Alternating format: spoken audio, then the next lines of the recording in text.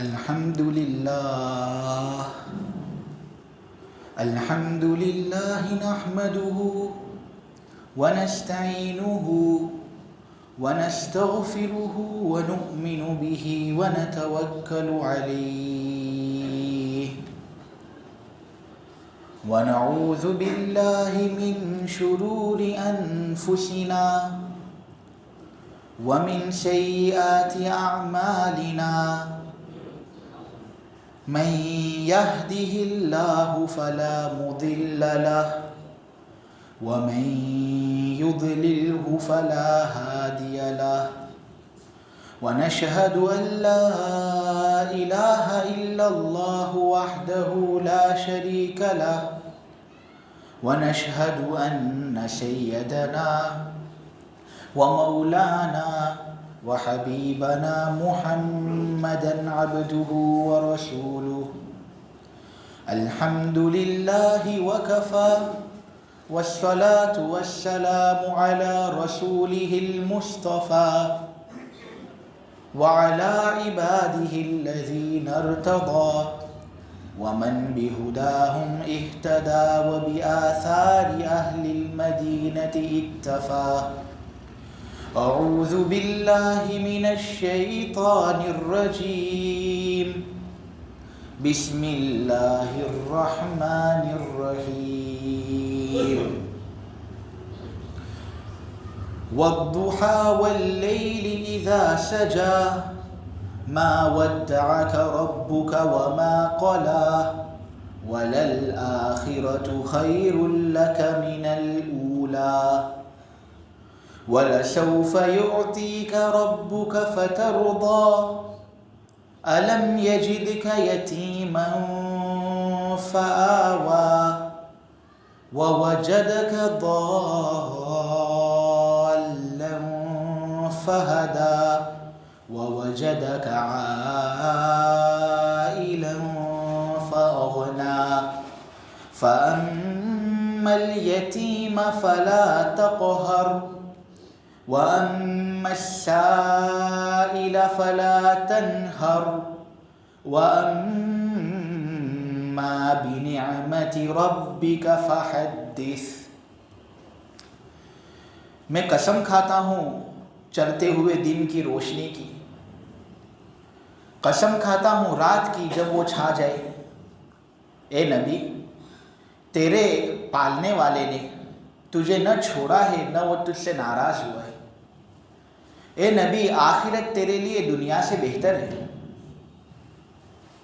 ان قریب تیرا پروردگار تجھے اتنا دے گا، اتنا دے گا، اتنا دے گا کہ تو راضی ہو جائے گا۔ کیا اس نے تجھے یتیم نہیں پایا تھا؟ ٹھکانہ اسی نے تو دیا۔ اس نے تو تجھے راستے سے نا واقف پایا، راستہ بھی اسی نے بتایا۔ کیا اس نے تجھے نادار نہیں پایا تھا؟ مالدار بھی تو اسی نے بنایا۔ اسی لیے یتیم کے ساتھ سختی والا معاملہ مت کرنا۔ کوئی مانگنے والا آ جاوے تو اس کو جھڑکنا مت، اور اپنے پروردگار کی نعمت کو سب کے سامنے ظاہر ضرور کرنا۔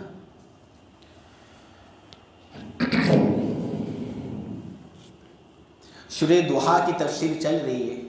اس سلسلے میں تمہارے سامنے آیت نمبر 5 تک تفسیر الحمدللہ ہو گئی تھی۔ الم یجد کا یتیمن فآویٰ سے تفسیر باقی تھی۔ اللہ تبارک و تعالیٰ ان آیتوں کے اندر یہ بات کہنا چاہتے ہیں کہ نبی پاک صلی اللہ علیہ وسلم، رشتہ داروں نے تمہیں تکلیف پہنچائی ہے۔ اب رشتہ دار سے مراد کون؟ تو وہ لوگ جو پہلے سے حاضر تھے وہ اچھی طریقے سے واقف ہے کہ اس سے مراد نبی پاک صلی اللہ علیہ وسلم کی چچی ام جمیل، جو نبی پاک صلی اللہ علیہ وسلم کو ستایا کرتی تھی۔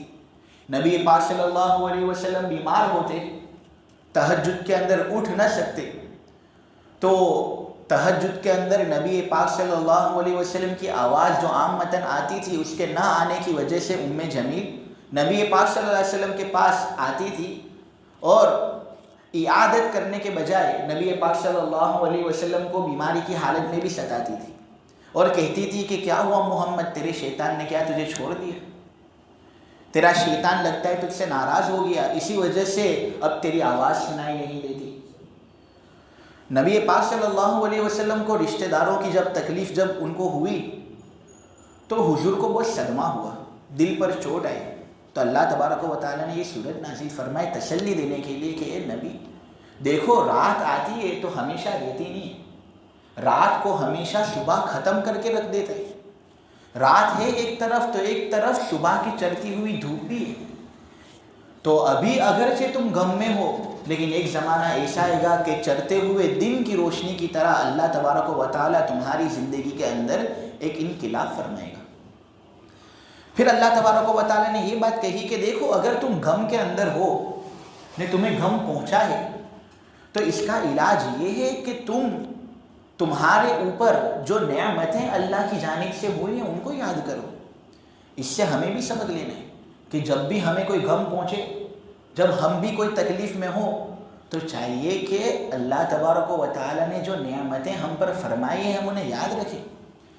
مثلا دھندے کے اندر نقصان ہوا تو ایک طرف نقصان ہے، مثلا انویسٹ کیا تھا کسی جگہ پر، پیسے انویسٹ کیے تھے، اب ہوا یہ کہ آدھے پیسے ملتے ہیں آدھے پیسے ملتے نہیں ہیں، تو کم سے کم آدمی یہ سوچے کہ کم سے کم آدھے پیسے تو ملے۔ اللہ تبارک و تعالیٰ اگر چاہتا تو یہ کرتا کہ وہ آدھے پیسے بھی تمہیں نہ ملتے، لیکن اس نے اس کا بندوبست کیا، اس پر شکر ادا کرو تو اللہ تبارک و تعالیٰ اس پر اجر دے گا۔ نبی پاک صلی اللہ علیہ وسلم کو اللہ اسی طرح تسلی دلا رہے ہیں کہ تمہیں تکلیف پہنچی ہے، بے شک تکلیف پہنچی ہے، ایسی تکلیف پہنچی ہے کہ اولین آخرین میں کوئی ایسا نہیں ہوگا جس کو آپ کی جیسی تکلیفیں پہنچی ہو، لیکن آپ پر نعمتیں بھی تو ہوئی ہیں۔ آپ یتیم تھے، ایک زمانہ ایسا تھا کہ آپ یتیم تھے، نہ آپ کے سر پر والد کا ہاتھ تھا، نہ آپ کے سر پر والدہ کا ہاتھ تھا۔ آپ کی پرورش کس نے کی؟ اللہ ہی نے تو کی۔ اگر اللہ چاہتا تو تمہیں اس طرح پرورش کے بغیر چھوڑ دیتا، لیکن کیا اللہ نے اس وقت چھوڑا؟ تو اے محمد، یہ ام جمیل کہہ رہی ہے کہ تیرے شیطان نے تجھے چھوڑ دیا، تو جب اس وقت میں نے چھوڑا نہیں تو کیا اب میں چھوڑوں گا؟ کیا ہم نے تم کو یتیم نہیں پایا؟ ٹھکانہ ہم ہی نے تو دیا۔ نبی پاک صلی اللہ علیہ وسلم ابھی ان کی والدہ کے پیٹ کے اندر تھے، حاملہ ان کی والدہ تھی۔ ان کی ولادت سے 2 مہینے پہلے ان کے والد صاحب حضرت عبداللہ کا انتقال ہو جاتا ہے۔ ابو عبد المطلب جو نبی پاک صلی اللہ علیہ وسلم کے دادا ہوتے ہیں، انہوں نے حضرت عبداللہ کو بھیجا تھا مدینہ کچھ کھجور وغیرہ لینے کے لیے، راستے ہی میں بیمار ہو گئے، اسی وقت ان کا انتقال ہو گیا۔ فقط 23-24 سال کی عمر تھی۔ نبی پاک صلی اللہ علیہ وسلم ابھی تو پیدا نہیں ہوئے اور والد کا ہاتھ ان کے سر پر باقی نہیں رہا۔ پھر نبی پاک صلی اللہ علیہ وسلم پرورش پاتے ہیں، 1 سال 2 سال 6 سال گزر جاتے ہیں، اور جب 6 سال کے ہو جاتے ہیں تو ان کی والدہ جو نبی پاک صلی اللہ علیہ وسلم کے پاس موجود رہتی تھی، وہ بھی اللہ تبارک و تعالیٰ ان سے لے لیتا ہے۔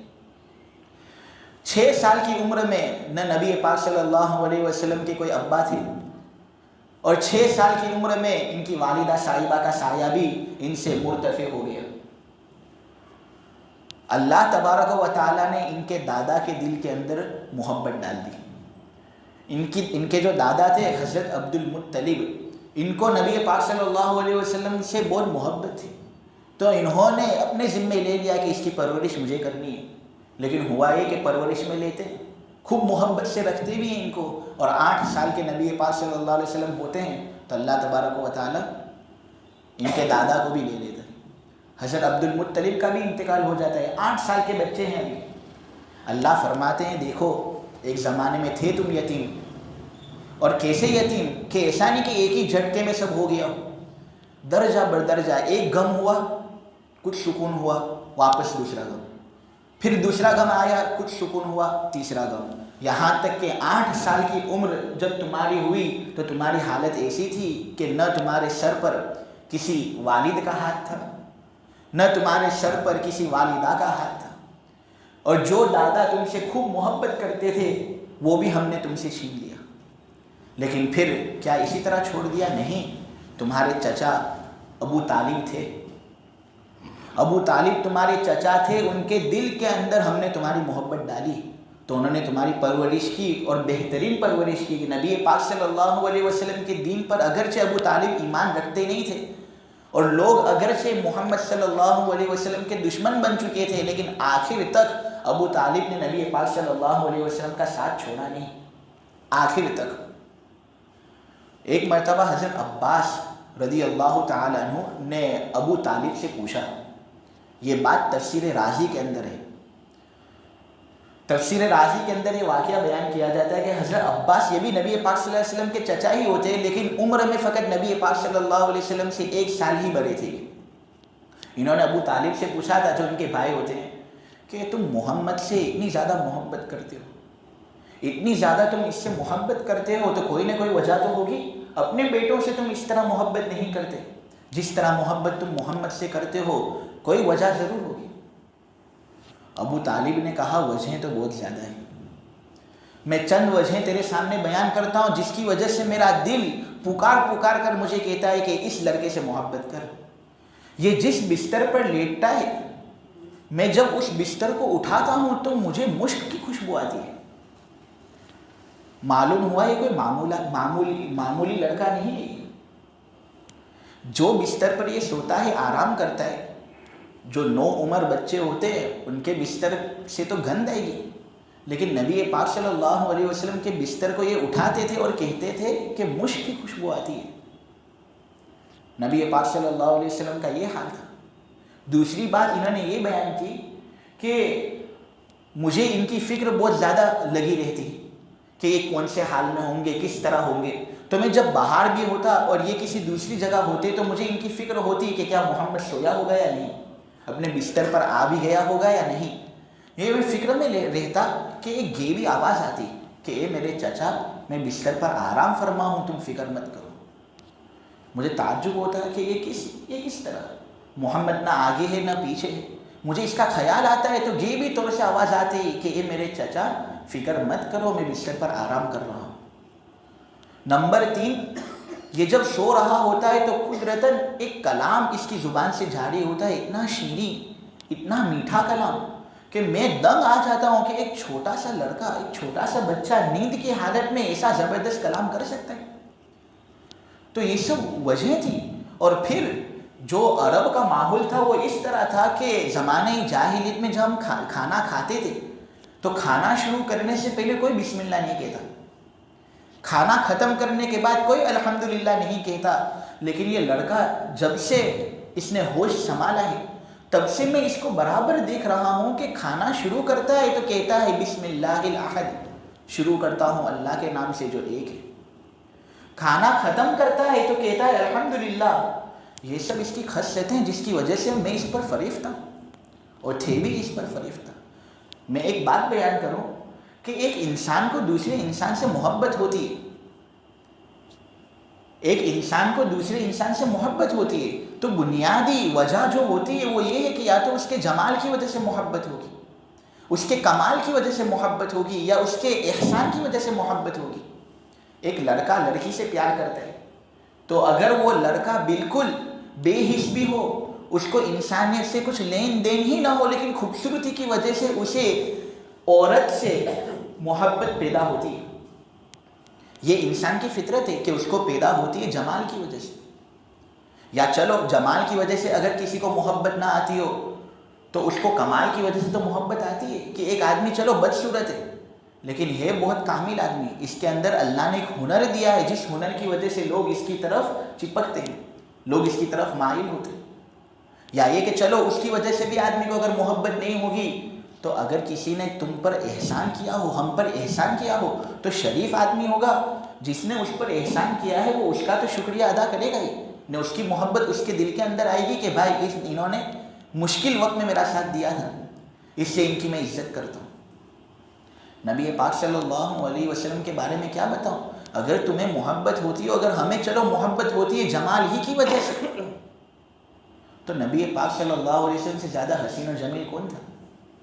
شاعر رسول صلی اللہ علیہ وسلم حضرت حسان ابن ثابت فرماتے ہیں وَأَحْسَنَ مِنْكَ لَمْ تَرَ قَطُّ عَيْنِي وَأَجْمَلَ مِنْكَ لَمْ تَلِدِ النِّسَاءُ خُلِقْتَ مُبَرَّأً مِنْ كُلِّ عَيْبٍ كَأَنَّكَ قَدْ خُلِقْتَ كَمَا تَشَاءُ.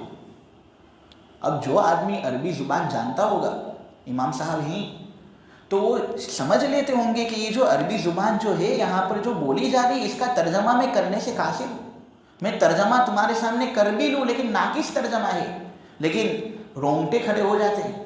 ایسی بات حسان ابن ثابت نے نبی پاک صلی اللہ علیہ وسلم کے بارے میں کہی ہے۔ ہم تو کچھ کہہ نہیں سکتے کیونکہ ہم نے دیکھا نہیں ہے، ہم نے ان کا چہرہ دیکھا نہیں ہے، لیکن انہوں نے دیکھا ہے تو وہ بیان کرتے ہیں وَأَحْسَنَ مِنْكَ لَمْ تَرُ قَطُّ عَيْنِي، اے نبی کیا خوبصورت ہے تمہارا چہرہ، میری آنکھوں نے آپ کے جیسا چہرہ کبھی نہیں دیکھا۔ اے نبی کیا عالیشان ہے آپ کی ذات، کتنا جمال اللہ نے آپ کی ذات کے اندر بھر دیا ہے کہ کسی عورت نے آپ کے جیسا جنا نہیں۔ خُلِقْتَ مُبَرَّأً مِنْ كُلِّ عَيْبٍ، آپ تو ایسے ہو کہ ہر عیب سے پاک ہو۔ ہر آدمی کے اندر عیب ہوتے ہیں، لیکن آپ تو ایسے ہو کہ اللہ نے آپ کو پیدا ہی کیا ہے اس طرح کہ آپ ہر عیب سے پاک ہو۔ کَأَنَّكَ قَدْ خُلِقْتَ كَمَا تَشَاءُ، آپ کا حسن و جمال دیکھ کر مجھے ایسا لگتا ہے کہ آپ نے جس طرح چاہا ہے اللہ نے آپ کو اس طرح پیدا کیا۔ آدمی جب خود سجتا ہے، خود تیار ہوتا ہے، تو وہ یہ چاہتا ہے کہ میں لوگوں کے سامنے ظاہر ہوں عالیشان طریقے سے، سب سے زیادہ حسین و جمیل ہونے کی حالت میں میں لوگوں کے سامنے ظاہر ہوں۔ شاعر رسول کہہ رہا ہے کہ نبی پاک صلی اللہ علیہ وسلم نے جس طرح چاہا نا اس طرح اللہ نے آپ کو پیدا کیا۔ آپ کا حسن و جمال کچھ ایسا بلند درجے کا تھا، ترمذی کے اندر موجود ہے۔ حضرت ابو ہریرہ فرماتے ہیں کہ جب میں نبی پاک صلی اللہ علیہ وسلم کے چہرے کو دیکھتا تو ایسا لگتا کہ سورج آپ کے چہرے کی جگہ پر ہے، یعنی جو سورج بالکل تیز ہوتا ہے، روشنی جس کی تیز ہوتی ہے، نقشہ اس کا بالکل تیز ہوتا ہے، نبی پاک صلی اللہ علیہ وسلم کا نقشہ بھی کچھ اسی طرح تیز تھا۔ جابر ابن سمورہ کی روایت ہے، ترمذی کے اندر موجود ہے۔ جابر ابن سمورہ فرماتے ہیں کہ میں ایک مرتبہ جا رہا تھا، چاندنی رات تھی، اور اس زمانے میں اس طرح پولوشن وغیرہ تھا بھی نہیں، جو ستارے آسمان پر ہوتے تھے نا وہ نظر بھی آتے تھے، اور چاندنی رات کے اندر چاند کی خوبصورتی کا مزہ ہی کچھ الگ ہوتا ہے۔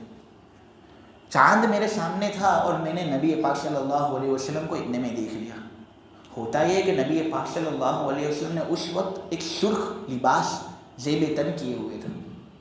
حضور کا چہرہ تم تصور کرو، حضور کا چہرہ زیب تن سرخ لباس کیے ہوئے، وہ دیکھتے ہیں جابر ابن سمورہ حضور کو، تو وہ کہتے ہیں کہ چاندنی رات ہے، نبی پاک صلی اللہ علیہ وسلم بھی بہت خوبصورت لگ رہے ہیں، ذرا دیکھ لیتے کہ یہ زیادہ خوبصورت ہیں یا چاند۔ کہتے ہیں کہ میں ان کو دیکھتا ہوں ایک نظر سے تو پھر دیکھتا ہوں چاند کو، پھر سے دیکھتا ہوں ان کو، پھر سے دیکھتا ہوں چاند کو، پھر سے دیکھتا ہوں ان کو، پھر سے دیکھتا ہوں چاند کو۔ ہر مرتبہ یہی نتیجہ نکلتا ہے کہ نبی پاک صلی اللہ علیہ وسلم کا چہرہ چاند سے بھی زیادہ خوبصورت ہے۔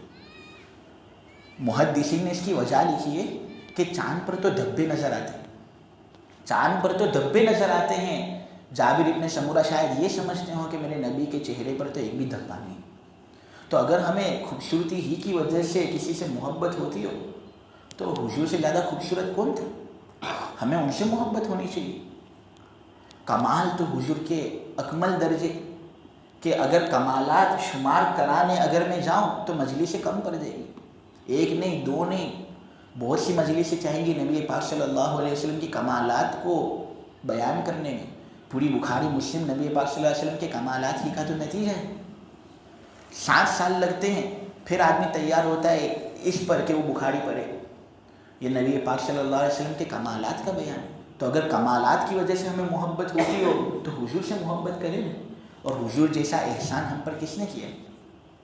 نبی پاک صلی اللہ علیہ وسلم کا احسان سب سے زیادہ ہے، سب سے بڑے محسن وہی ہیں ہمارے، تو نبی پاک صلی اللہ علیہ وسلم سے محبت ہو۔ خیر مضمون تو تمہارے سامنے یہ بیان کرنا تھا کہ ابو طالب کے دل میں محبت اللہ تبارک و تعالی نے ڈالی، کیونکہ نبی پاک صلی اللہ علیہ وسلم کے اندر کچھ خصوصیتیں تھیں، ایسی خصوصیتیں جو عام وطن کسی بچے کے اندر ہوتی نہیں۔ تو اللہ فرماتے کہ اے نبی تم یتیم تھے، ٹھکانہ ہم نے ہی تو تمہیں دیا، اس نعمت کو یاد کر کے ہمارے قریب آ جاؤ، اور جو دشمن تمہیں تکلیف پہنچاتے ہیں ان کی تکلیفوں پر توجہ نہ دو۔ پھر اللہ تبارک و تعالیٰ کہتے ہیں کہ اسلام سے پہلے اور تم کو نبی بنائے جانے سے پہلے تم بالکل راستے سے ناواقف تھے، اس نے ہدایت تم کو دی، صحیح راستہ اس نے تمہیں بتایا۔ اب ایک بات میں تمہیں بتا دوں، نبی پاک صلی اللہ علیہ وسلم کبھی بھی گمراہ نہیں تھے۔ ایسا نہیں کہ اسلام لانے سے پہلے اور نبی بننے سے پہلے نبی پاک صلی اللہ علیہ وسلم نعوذ باللہ کوئی گناہ کرتے ہوں، نہیں، پوری امت کا اتفاق ہے اس بات پر کہ نبی پاک صلی اللہ علیہ وسلم سے کوئی کبیرہ گناہ نبوت سے پہلے ہوا نہیں۔ بچپن ہی سے نبی پاک صلی اللہ علیہ وسلم، جیسے کہ میں تمہارے سامنے بیان کر چکا، کھانا شروع کرتے تھے تو اللہ کا نام لیتے تھے اور پھر اللہ کی صفت بیان کرتے تھے، کس سے؟ الاحد، ایک اللہ۔ کبھی بھی نبی پاک صلی اللہ علیہ وسلم نے بتوں کے سامنے اپنا سر جھکایا نہیں، نبی بننے سے پہلے بھی۔ بلکہ سورہ صافات کی آیت نمبر 95 کے اندر ہے کہ تعجب ہو رہا ہے وہ ان لوگوں پر جو بتوں کے سامنے اپنا سر جھکاتے ہیں کہ کیا تم عبادت کرتے ہو ان لوگوں کی جن کو لکڑی سے تم بناتے ہو؟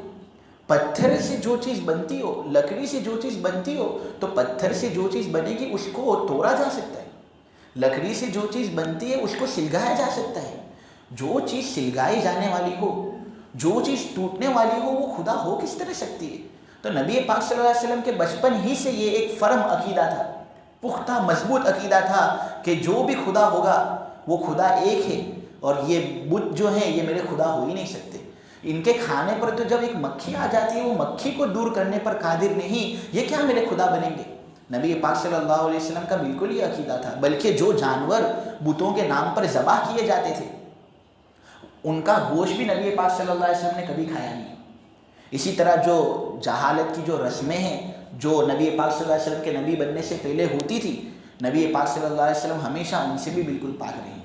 تو خلاصہ تمہارے سامنے یہی پیش کرنا تھا کہ نبی پاک صلی اللہ علیہ وسلم کبھی بھی راہ راست سے ہٹے ہوئے نہیں تھے۔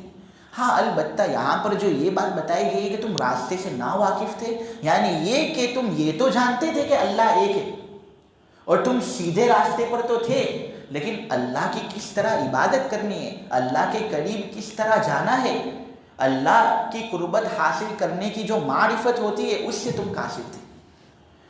حضرت عائشہ رضی اللہ تعالیٰ عنہ بیان کرتی ہے کہ نبی پاک صلی اللہ علیہ وسلم جب نبی نہیں بنے تھے تو نبوت سے پہلے عبادت کرنے کے لیے چلے جایا کرتے تھے گھار کے اندر۔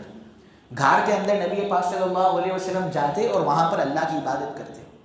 لیکن مفتی احمد خان پوری صاحب نے یہ بات بیان کی ہے، انہوں نے لکھی ہے یہ بات کہ بالکل نبی پاک صلی اللہ علیہ وسلم کو کچھ سمجھ میں نہیں آتا تھا کہ کس طرح اللہ کی عبادت کرے۔ یعنی اس زمانے میں تو نہ قرآن تھا، اس زمانے میں تو نہ حدیثیں تھی، بس اللہ کی تسبیح اور ذکر کیا کرتے تھے، اس طرح اللہ تبارک و تعالیٰ کی عبادت کیا کرتے تھے، لیکن اللہ سے کس طرح قریب ہونا ہے وہ ان کو نہیں آتا تھا۔ تو پھر اللہ نے ان کو نبی بنایا، اللہ نے ہدایت دی۔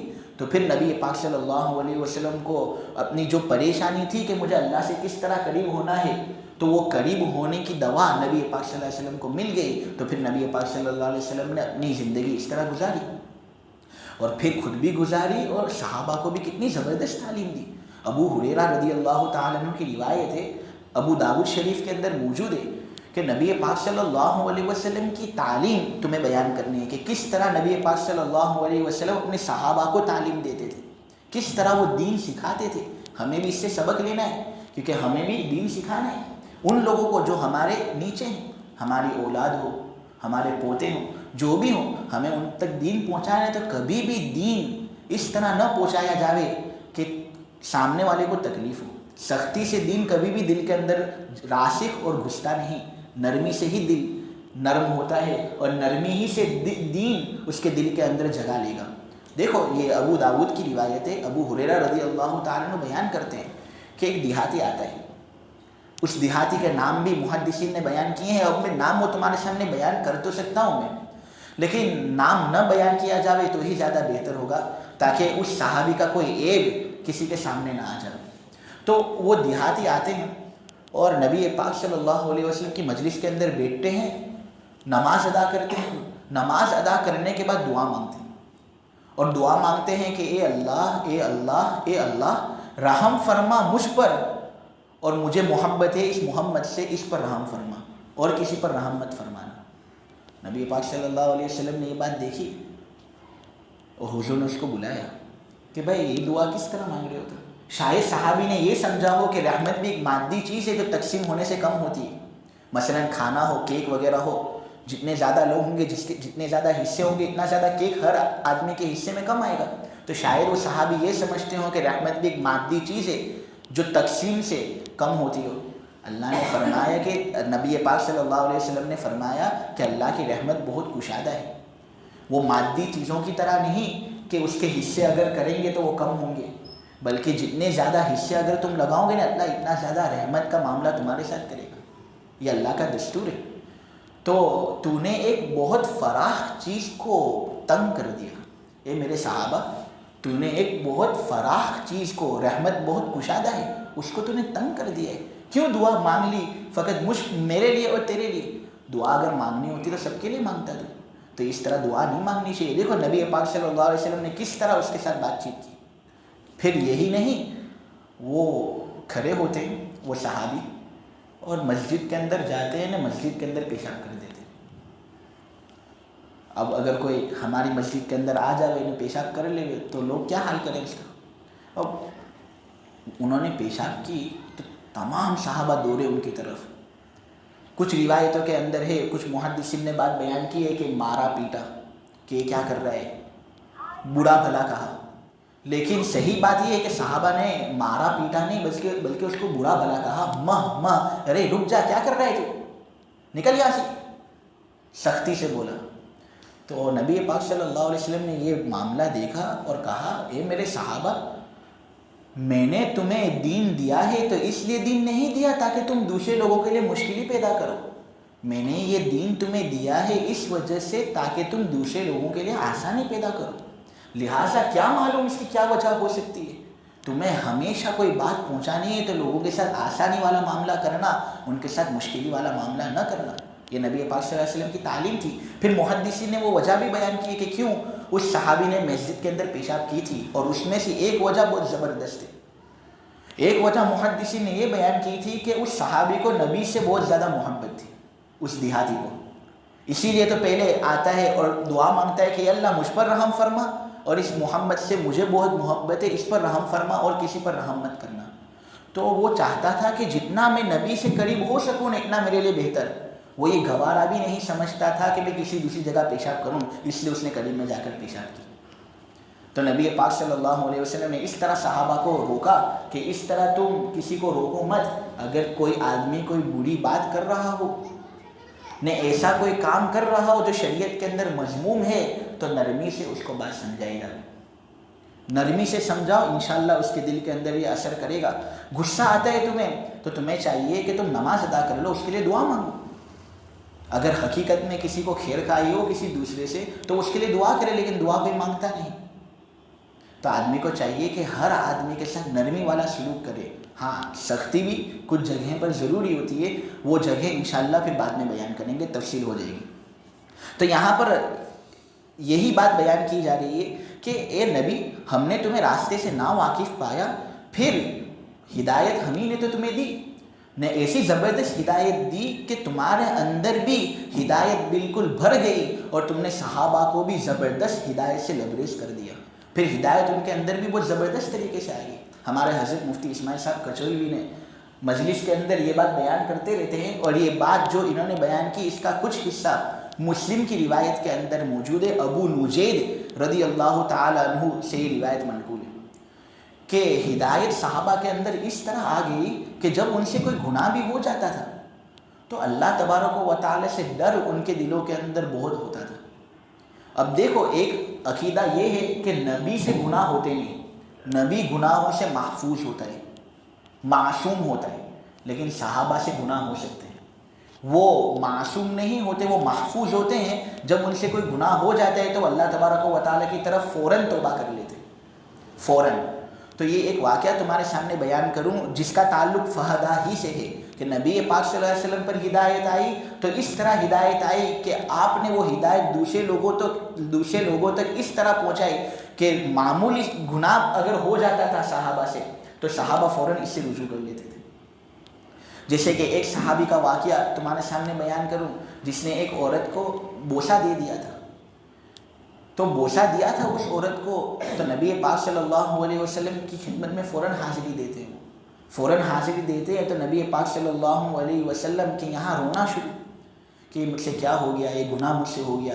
تو پھر نبی پاک صلی اللہ علیہ وسلم اس طرح علاج دیا کرتے تھے. اسی طرح ایک عورت نبی پاک صلی اللہ علیہ وسلم کی خدمت کے اندر حاضری اس نے دی تھی. قبیلہ جوہینہ کی وہ عورت تھی. حاضری اس طرح دیتی ہے کہ اس کا پیٹ جو تھا وہ حمل والا تھا اور اس نے زنا کیا تھا، زنا کے نتیجے میں وہ حاملہ تھی. نبی پاک صلی اللہ علیہ وسلم کی خدمت کے اندر آتی ہے حاملہ ہونے کی حالت میں. افسوس بہت ہوا ہوگا اپنی حرکت پر. تو نبی پاک صلی اللہ علیہ وسلم سے انہوں نے کہا کہ اے نبی آپ مجھے پاک فرما دیجیے، مجھ سے گناہ ہو گیا ہے.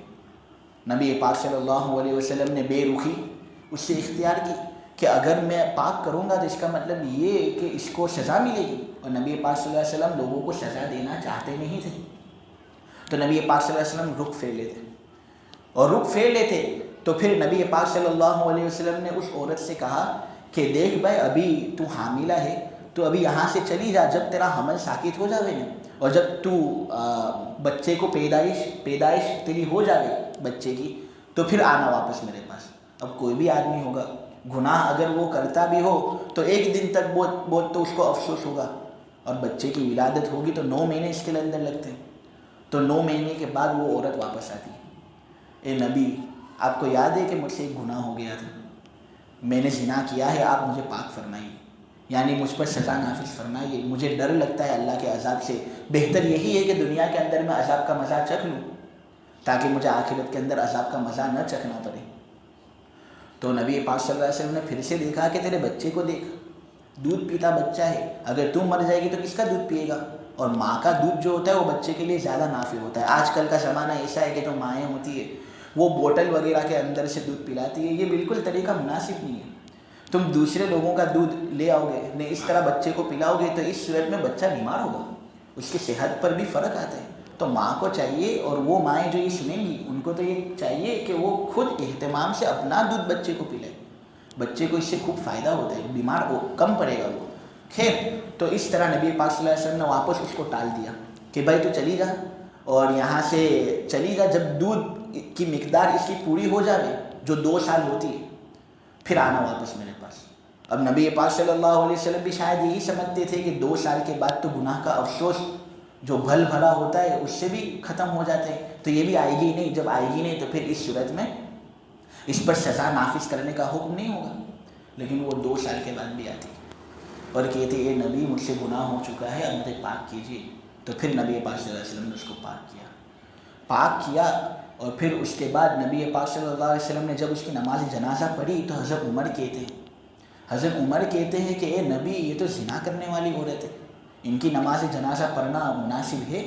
تو نبی پاک صلی اللہ علیہ وسلم نے کہا کہ اس عورت نے اگرچہ زنا کیا تھا لیکن توبہ ایسی کی ہے، اس نے ایسی توبہ کی ہے کہ 70 اہل مدینہ کے لوگوں کو وہ توبہ چھا جائے، ڈھانپ لے، ایسی اس نے توبہ کی ہے. مسلم کی روایت ہے. معلوم یہ ہوا کہ دیکھو صحابہ کو جب ہدایت ملتی تھی تو کوئی گناہ بھی اگر فطرت انسانی کی وجہ سے ان سے ہو جاتا تھا تو فوراً لپٹتے تھے اللہ کی طرف، کیونکہ ان کے اندر یہ حدیث راسخ تھی کہ التائب من الذنب کمن لا ذنب لہ، گناہ سے توبہ کرنے والا ایسا ہے جیسا کہ اس نے کوئی گناہ کیا ہی نہیں. نمبر 3 پر اللہ کے رسول صلی اللہ علیہ وسلم سے اللہ تبارک و تعالیٰ یہ کہتے ہیں کہ دیکھو اے نبی، ایک زمانہ ایسا تھا کہ تم بالکل نادار تھے. نادار ہونے کا مطلب یہ کہ تمہارے پاس مال نہیں تھا، تم فقیر تھے. ارے 6 سال کی عمر میں نہ تمہاری والدہ تھی نہ تمہارے والد صاحب تھے، تو کچھ مال نبی پاک صلی اللہ علیہ وسلم کے پاس تھا نہیں، لیکن پھر مالدار ہم ہی نے تو بنایا. تو جب یہ نعمت ہم نے تم پر عطا فرمائی، کیا آدمی اگر کسی پر ناراض ہو تو وہ اتنی نعمتوں سے اس سے نوازتا ہے؟ تو جب ہم نے اتنی نعمتوں سے تمہیں نوازا، معلوم ہوا کہ ہم تم سے ناراض نہیں. تمہاری چچی جو بھی بات کر رہی ہو اس کی بات اس تک، تم اپنے دل پر یہ بات مت لو، ٹینشن مت لو. اللہ دراصل اس آیت سے یہی بات کہنا چاہتے ہیں. چنانچہ نبی پاک صلی اللہ علیہ وسلم بالکل نادار تھے، ان کے پاس کوئی مال نہیں تھا، لیکن پھر ان کا نکاح حضرت خدیجہ سے ہوا.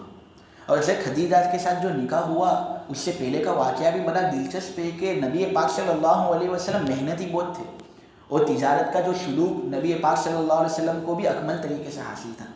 تو کرتے یہ تھے کہ حضرت خدیجہ کے ساتھ بے مزاربت کرتے تھے. مزاربت کہتے تھے یہ کہ ایک کا مال دوسرے کی محنت. بسا اوقات لوگ ایسے ہوتے اور تجارت کرنا چاہتے ہیں لیکن دھندا کرنے کا سلیقہ ان کو نہیں. مال ہوتا ہے تو وہ مال دے دیتے ہیں ایسے لوگوں کو جو دھندا کرنے کے اندر ماہر ہوتے ہیں.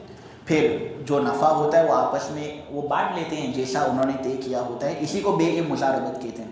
تو یہ عقد مزاربت نبی پاک صلی اللہ علیہ وسلم نے حضرت خدیجہ کے ساتھ کیا. حضرت خدیجہ چونکہ بہت مالدار تھی تو اس وجہ سے حضرت خدیجہ کا مال نبی پاک صلی اللہ علیہ وسلم لیتے اور پھر اس میں پروفٹ کرتے تھے اور پھر درمیان میں وہ شیئر کر لیتے تھے. چنانچہ ایک مرتبہ حضرت خدیجہ نے ان کو شام بھیجا تو نبی پاک صلی اللہ علیہ وسلم دھندا کرنے کے لیے شام گئے. شام جاتے ہیں تو حضرت خدیجہ اپنا ایک غلام بھی ان کے ساتھ بھیجتی ہے اور چپکے غلام سے کہہ دیتی ہے کہ اس پر ایک نظر رکھنا کیسا ہے. یہ وجہ بیان کرتی نہیں کہ کیوں میں یہ بات تم سے پوچھ رہی ہوں, بس اس پر ایک نظر رکھنی. تو اس نے نبی پاک صلی اللہ علیہ وسلم کے صدق کو دیکھا, امانت داری کو دیکھا اور سب چیزیں جو سفر کے اندر پیش ہوئی حضرت خدیجہ کو بتا دی کہ یہ محمد تو بہت امانت دار ہے, بالکل سچا آدمی ہے. حضرت خدیجہ انہی خصلتوں پر راضی ہو گئی اور خود پیغام نکاح بھیج دیے نبی پاک صلی اللہ علیہ وسلم کے پاس اور نبی پاک صلی اللہ علیہ وسلم کا نکاح حضرت خدیجہ سے ہو جاتا ہے. اس طرح نبی پاک صلی اللہ علیہ وسلم مالدار بن جاتے ہیں. اللہ یہاں پر ایک نعمت اسی کو بیان کرتے ہیں. لہٰذا نبی پاک صلی اللہ علیہ وسلم کو یہ بات کہی جا رہی ہے کہ جب آپ یتیم تھے ٹھکانہ ہم نے آپ کو دیا, آپ ناواقف تھے ہدایت ہم نے دی, آپ نادار تھے تو مالدار ہم نے آپ کو بنایا. تو چاہیے کہ اگر کوئی یتیم اے نبی آپ کے پاس آ جاوے نہیں تو اس کے ساتھ سختی والا سلوک مت کرنا. سختی والا سلوک یتیم کے ساتھ کرنا ہی نہیں چاہیے. مسند احمد کے اندر روایت ہے کہ ایک آدمی نبی پاک صلی اللہ علیہ وسلم کے پاس آتا ہے اور کہتا ہے کہ اے نبی دل کے اندر سختی بہت زیادہ ہے, آپ اس کا کچھ علاج فرما دیں. نبی پاک صلی اللہ علیہ وسلم نے کہا یتیم کی پرورش کرو, مسکینوں کو کھانا کھلاؤ, مسکینوں کا خیال رکھو گے, یتیموں کا خیال رکھو گے تو انشاءاللہ تمہاری دل کی سختی چلی جائے گی. معلوم ہوا کہ جب یتیم کے ساتھ اچھا سلوک کرنے سے دل نرم ہو جائے, یتیم کے ساتھ برا سلوک کرنے سے دل سخت ہو جاتا ہے. اس سے یہی بات معلوم ہوتی ہے. نیز روایتوں کے اندر یہ بات ہے کہ بہترین گھر وہ گھر ہے جس کے اندر یتیم ہو اور اس کے ساتھ اچھا سلوک ہو, اور بدترین گھر وہ گھر ہے جس کے اندر یتیم ہو لیکن اس کے ساتھ برا سلوک کیا جائے. وَأَمَّا السَّائِلَ فَلَا تَنْهَرْ, اور اگر کوئی مانگنے والا آپ کے پاس آ جاوے تو اس کو جھڑکو مت, اس کے ساتھ برا سلوک نہ کرو. دیکھو یہ دونوں چیزیں جو ابھی یہاں پر بیان ہوئی یتیم کے بارے میں, سائل کے بارے میں, تو یہ تو موقع محل کے مناسب اللہ تبارک و تعالی نے اس کو ذکر کیا. ورنہ یہ چاہیے کہ آدمی کسی بھی مومن کے ساتھ برا سلوک نہ کرے. جو بھی ایمان والا ہو چاہیے کہ آدمی ہر ایمان والے کے ساتھ اچھا سلوک کرے. ہمارا دین ہمیں یہی بات کی تعلیم دیتا ہے. تو یہ تو عام مومنوں کے ساتھ اچھا سلوک کرنے کی بات ہے, ورنہ جو اللہ والے ہوتے ہیں, نیک لوگ ہوتے ہیں, ان کے ساتھ تو بدرجہ اولا نیک سلوک کرنا چاہیے. جو عالم ہوتے ہیں, مولوی ہوتے ہیں, حفاظ ہوتے ہیں, اگرچہ ان کی عمر کم ہو لیکن ہمیں چاہیے کہ ہم ان کے ساتھ اچھا سلوک کریں. اس لیے کہ اللہ تبارک و تعالی کا ارشاد حدیث قدسی کے اندر من عاد لی ولیا فقد آذنتہ بالحرب, جس شخص نے میرے ولی کے ساتھ دشمنی کر لی تو اس کے ساتھ میرا اعلان جنگ. اللہ تبارک و تعالی نے یہ بات کہی. معلوم ہوا کہ ولی کو تو تکلیف ہرگز نہیں پہنچانی. حضرت اسماء بنت ابی بکر رضی اللہ تعالی عنہ کا واقعہ, وہ یہ فرماتی ہیں کہ ان کا لڑکا عبداللہ ابن زبیر بہت بہادر تھے. جب کربلا کا واقعہ ہوا, حضرت حسین حضرت حسن وغیرہ کو شہید کیا گیا, تو اس کے بعد یزید ابن معاویہ ملعون سن ہجری 63 میں آتا ہے حملہ کرنے کے لیے مدینہ میں. اس وقت مدینہ حضرت عبداللہ ابن زبیر کے کنٹرول میں تھا. حضرت عبداللہ ابن زبیر نے یزید ابن معاویہ کے لشکر کو دورہ کر مارا ہے. یہ شیر رسول حضرت عبداللہ ابن زبیر. حضرت اسماء جو حضرت عائشہ رضی اللہ تعالی عنہا کی بہن ہے ان کے لڑکے تھے. عشرہ مبشرہ میں سے جو حضرت زبیر ہے ان کے بیٹے, بڑے بیٹے. تو کربلا کے واقعے کے بعد سن ہجری 63 کے اندر مدینہ کے اندر یزید ابن معاویہ کے لشکر کو دورہ کر انہوں نے مارا ہے. لیکن عبد الملک ابن مروان کے زمانے میں جب حجاج ابن یوسف ثقفی کا حملہ ہوا تو اس نے عبداللہ ابن زبیر کو اس حملے کے اندر قتل کر دیا. اور یہ تھے اللہ کے ولی. حجاج ابن یوسف نے صحابی رسول کو قتل کیا تھا, اور قتل بھی کس طرح کہ سولی پر لٹکا دیا تھا ان کو. अस्मा बिनत अबी बकर उस वक्त बूढ़ी हो जाती है, लेकिन फिर भी निकलती हैं, हज्जाज इब्न यूसुफ के दरबार पर पहुंचती है और देखती हैं अपने बेटे को कि सूली पर लटकाया गया है। इसको कोई भी माँ होगी उसकी चीखें निकल जाएगी कि मेरे बेटे का क्या हाल हुआ। लेकिन लोग जो वहाँ पर मौजूद होते हैं वो कहते हैं कि अस्मा की आंखों से एक भी आंसू का कतरा गिरा नहीं, बल्कि वो कहती थी कि क्या हुआ, तमाम लड़ने वाले घोड़ों से उतर गए लेकिन ये लड़ने वाला अभी भी अपने घोड़े पर है। तमाम लड़ने वाले घोड़े से उतर गए लेकिन ये कैसा लड़ने वाला कि अभी भी अपने घोड़े पर है, देखो तो से कैसी मौत मराई। फिर उसने हज्जाज इब्न यूसुफ को ये बात कही कि हज्जाज, अब्दुल्ला इब्न ज़ुबैर और मेरे बेटे की दुनिया तूने ख़राब की और इसने तेरा दीन ख़राब करके रख दिया। सहाबी रसूल को कत्ल किया तो इस तरह अल्लाह उसको छोड़ने वाला ही नहीं, ये अल्लाह का दस्तूर है। तो हज़रत अस्मा ने ये बात हज्जाज इब्न यूसुफ से कही थी कि तूने इसको कत्ल करके इसकी दुनिया ख़राब की, लेकिन इसके कत्ल होने के अंदर इसने तेरा दीन ख़राब करके रख दिया। हज्जाज इब्न यूसुफ फिर कहता था कि ये तो मुल्हिद था, हरम के अंदर फसाद मचाता था ये सहाबी। तो हज़रत अस्मा ने कहा, ए तू गलत कहता है, कभी भी इसने फसाद मचाया नहीं, ये तो ऐसा था, ये मेरा लड़का और मेरा जिगर का टुकड़ा ऐसा था कि पूरी रात नमाज पढ़ता था, पूरा दिन रोज़ा रखता था। तूने इसको कत्ल किया है, तूने इसकी दुनिया ख़राब की है, ये ऐसा है कि इसने तेरा दीन ख़राब करके रख दिया। मालूम ये हुआ कि हर एक के साथ अच्छा सलूक हो। और फिर आखिर में अल्लाह तबारक व तआला ये बयान करते हैं कि अगर अल्लाह की कोई नेमत हम पर हो तो हमें चाहिए कि हम उसका इजहार करें। अल्लाह ने मालदार बनाया है, तुम्हारे अंदर सलाहियत है अच्छे कपड़े पहनने की, अच्छे तरीके से सजने की, तो हमें सजना चाहिए। अल्लाह तबारक व तआला और उसके रसूल ने हमें यही तालीम दी है, व अम्मा बिनिअमति रब्बिका फहद्दिस, के अंदर यही बात है।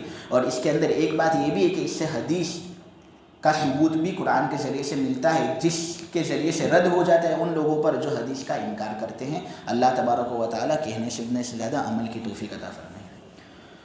सुब्हानक अल्लाहुम्मा बिहम्दिका व तबारक अस्मुका व तआला जद्दुका व ला इलाहा गैरुक या रब्बी सल्ली व सल्लिम दाइमन अबदा अला हबीबिका खैरिल खल्क़ि कुल्लिहिम। ए अल्लाह, हमारे गुनाहों को माफ़ फरमा, ए अल्लाह हमारी ख़ताओं से दरगुजर फरमा। मौलाए करीम, हकीकी बात है कि सहाबी जैसा ईमान तो हमारे दिलों के अंदर नहीं, लेकिन मौलाए करीम तू वो ईमान पैदा कर सकता है।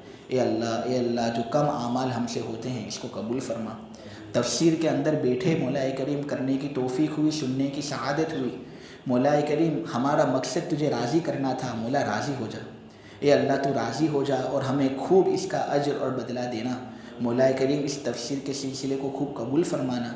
कोताहियाँ हुई होंगी मौलाए करीम बयान करने के अंदर भी, सुनने के अंदर भी, हमारी कोताहियों पर नज़र मत रखना। ए अल्लाह कोताहियों को माफ़ फरमा दे और इस सिलसिले को खूब फ़रोग़ अता फरमा, खूब कबूल फरमा। और मौलाए करीम हमारे दिलों को कुरानी अनवारात से मुनव्वर फरमा दे। और ए अल्लाह, साथ साथ तुझसे ये भी दुआ मांगी जाती है कि अहले फ़लस्तीन के मुसलमानों पर रहम फरमा। ए अल्लाह, गज़ा वालों पर रहम फरमा। मौलाए करीम, ये जो कुरान की तफसीर हुई है, मौलाए करीम जो भी नेक आमाल हुए हैं मौलाए करीम हम उन्हें ईसाल सवाब के तौर पर भेजते हैं। ए अल्लाह उन पर खूब रहम फरमा कर हमस वालों को जीत अता फरमा, इज़राइल को नाकाम कर शिकस्त दे मौलाए करीम और ज़लील कर। मौलाए करीम हमारी दुआओं को कबूल फरमा। व आखिर दावाना अनिल हम्दुलिल्लाहि रब्बिल आलमीन।